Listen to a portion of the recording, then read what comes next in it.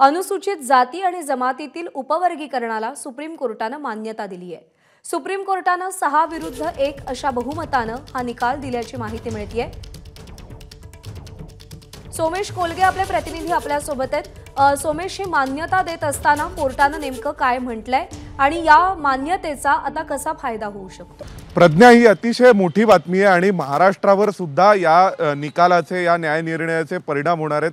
त्याचं कारण असे की शेड्यूल कास्ट आणि शेड्यूल ट्राइब्समध्ये सब क्लासिफिकेशन म्हणजे त्याच जाती आरक्षण प्रवर्गामध्ये काही जातींचं सब कॅटेगरायझेशन केलं जाऊ शकतं का, याबाबतचा प्रश्न हा सर्वोच्च न्यायालयाने आज तपासून पाहिला आणि त्यानंतर 7 न्यायाधीशांच्या खंडपीठाने हा निर्णय दिलाय। 1975 साली पंजाब सरकारने शेड्यूल कास्टमध्ये 2 सब कॅटेगरायझेशन केलं होतं। एक वाल्मिकी सीख आणि मजहबी सीख अशा समाज घटकांना 25% अर्ध आरक्षण आणि अर्ध आरक्षण हे उरलेल्या अनुसूचित जातींना अशा स्वरूपाचा निकाल, अशा स्वरूपाचा निर्णय हा 1975 साली पंजाब सरकारने घेतला होता। त्या निर्णयावरती हायकोर्टाने स्थगिती दिली आणि सुप्रीम कोर्टाने 5 न्यायाधीशांच्या खंडपीठाने यापूर्वी आंध्र प्रदेशच्या एका प्रकरणामध्ये निकाल दिला होता की अशा प्रकारचं सब कॅटेगरायझेशन करता येणार नाही, पूर्ण आरक्षण हे शेड्यूल कास्ट आणि शेड्यूल ट्राइब असंच देता येईल। आणि त्यानंतर मग या 5 न्यायाधीशांचा निर्णय हा 7 न्यायाधीशांच्या खंडपीठाने रिवाइज केलेला आहे आणि आता सर्वोच्च न्यायालयाने 2 जे महत्त्वाचे निकाल दिलेत या माध्यमातून, ते म्हणजे राज्य सरकारला अशा प्रकारचं उपवर्गीकरण करण्याचा अधिकार असणार आहे आणि दुसरा निकाल म्हणजे की अशा स्वरूपाचं उपवर्गीकरण केलं जाऊ शकतं। महाराष्ट्रात सुद्धा मातंग समाजाच्या मार्फत काही नेत्यांनी अशी मागणी यापूर्वी अनेकदा केली होती की शेड्यूल कास्टमधील जे रिझर्वेशन आहे त्याचं उपवर्गीकरण केलं जावं, कारण काही विशिष्ट जातीच त्या रिझर्वेशनचा फायदा घेतात आणि एकूण ज्या जवळपास काही 39 वगैरे जातींचा समावेश हा शेड्यूल कास्टमध्ये, त्या सगळ्यांना या आरक्षणाचा फायदा मिळत नाही, अशा स्वरूपाची मागणी ही मातंग समाजातून झाली होती आणि योगायोगाने आजच सर्वोच्च न्यायालयाने हा निकाल दिलाय। त्यामुळे आता जी मातंग समाजाची मागणी आहे ती पुन्हा महाराष्ट्र सरकारकडे तशी मागणी केली जाणार आहे का, त्यानंतर महाराष्ट्र सरकार याविषयी काही निर्णय घेणार आहे का? सोमेश सांगितलंस की हा अत्यंत महत्त्वपूर्ण निकाल, महत्त्वपूर्ण मान्यता आणि महाराष्ट्रामध्ये आता या निकालाचे नेमके कसे पडसाद उमटतात हे नजीकच्या काळात कळेल। सोमेश, धन्यवाद दिलेल्या माहितीसाठी। आणि सुप्रीम कोर्टाचा निर्णय नेमका काय आहे त्यावर एक नजर टाकूया।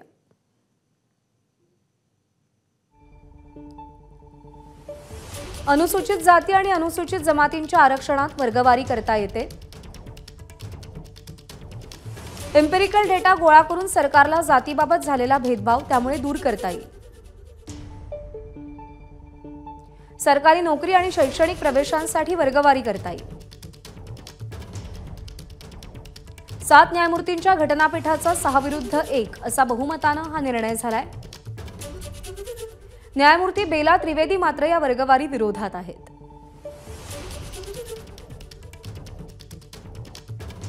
वर्गवारी योग्य ठरवणाऱ्या 6 न्यायमूर्तींचे 5 स्वतंत्र मत देणारे निकाल आहेत।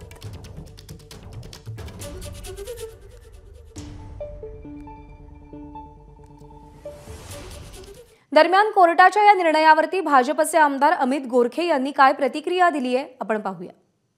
हा अत्यंत महत्त्वाचा आणि अत्यंत चांगल्या दिवशी हा निर्णय आला, कारण महाराष्ट्रासाठी तर अत्यंत महत्त्वाची गोष्ट होती। आज साहित्यरत्न लोकशाहीर अण्णाभाऊ साठे यांची जयंती आहे।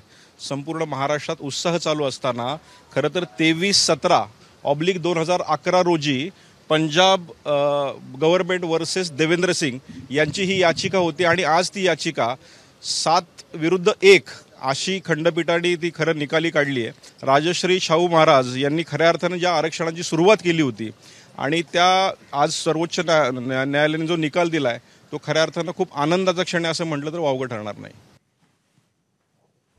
तर सर्वोच्च न्यायालयाने दिलेला निकाल हा आनंदाचा आहे, हा निकाल ऐतिहासिक आहे अशी प्रतिक्रिया अमित गोरखे यांनी दिलेली आहे। अनुसूचित जाती आणि जमातीतील उपवर्गीकरणाला सुप्रीम कोर्टाने मान्यता दिली आहे आणि या मान्यतेमुळे अनुसूचित जाती आणि जमातींच्या आरक्षणात वर्गवारी करता येऊ शकेल। एम्पिरिकल डेटा गोळा करून सरकारला जातींसंदर्भात झालेला भेदभाव यामुळे दूर करता येईल। सरकारी नोकरी आणि शैक्षणिक प्रवेशांसाठी वर्गवारी देखील करता येणार आहे। 7 न्यायमूर्तींच्या घटनापीठासमोर ही सुनावणी झाली, त्यामध्ये 6-1 असा बहुमताने हा निर्णय झालाय। न्यायमूर्ती बेला त्रिवेदी मात्र या वर्गवारी विरोधात होत्या। आणि सरकारी वकील सुप्रीम कोर्टाचे वकील सिद्धार्थ शिंदे सध्या आपल्यासोबत आहेत। सर नमस्कार। सुप्रीम कोर्टाने एक ऐतिहासिक निर्णय दिलाय, अनुसूचित जाती जमातीच्या उपवर्गीकरणाला मान्यता दिली आहे। महाराष्ट्राच्या दृष्टीने हा निकाल कसा महत्त्वपूर्ण आणि कसा ऐतिहासिक ठरतो? मॅडम, मी सांगू इच्छितो की मी सरकारी वकील नाहीये, पण मी तुम्हाला एक्सप्लेन करतो की हा 6:1 7 जज कॉन्स्टिट्यूशन बेंचनी हे डिसिजन दिलं आहे। 2004चं एक सुप्रीम कोर्टाचं जजमेंट होतं, ते ओव्हररूल केलं या 7 जज बेंचनी। 2004 मध्ये सांगितलं गेलं होतं की राज्यांना SC ST आधी जे रिझर्वेशन आहे त्याच्यात ते सब क्लासिफिकेशन करू शकत नाही, पण आता सुप्रीम कोर्टाने सांगितलंय की राज्यांना अधिकार दिला गेला पाहिजे, कारण राज्यच आयडेंटिफाय करू शकतं की SC ST हे काही एक नाहीयेत। SC ST मध्ये पण खूप उपजाती पोटजाती आहेत, तर ते बेस्ट राज्यच आयडेंटिफाय करू शकतं।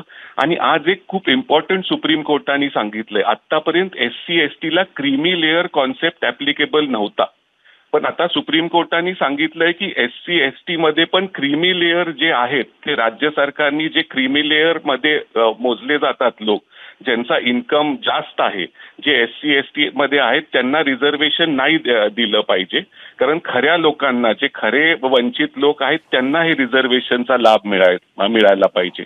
तर हे खूप इम्पॉर्टंट आज सुप्रीम कोर्टाने सांगितलेलं आहे। आणि हे फक्त SC ST पुरतं आहे। लोकांमध्ये कन्फ्युजन आहे की OBC साठी पण आहे, हे फक्त SC ST पुरतं। राज्य एम्पेरिकल डाटा गोळा करून त्याच्यात क्लासिफिकेशन राज्य सरकार करू शकतात। सर आभार आपले, आपण या सगळ्या संदर्भात मार्गदर्शन केलं त्याबद्दल। ABP माझा, उघडा डोळे बघा नीट।